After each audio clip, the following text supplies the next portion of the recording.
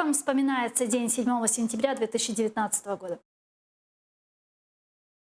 Ну, таке враження, що мить минула, а минув вже цілий рік.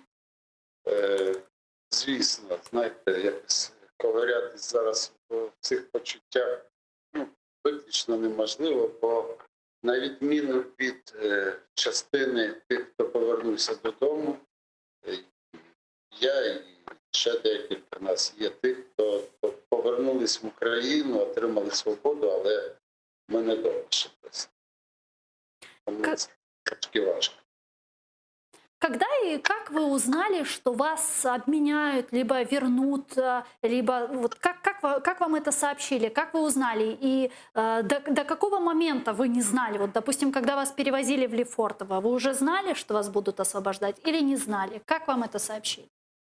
Ну, безпосередньо, коли привезли в до Лефортова і під час так званого оформлення відбувся цей момент, що дійсно стало зрозуміло, що йде процес пов'язаний швидше за все з обміном, бо коли тобі пропонують підписати прошення о помилуванні на ім'я Путіна, написати його і підписати, то натяк прозорий.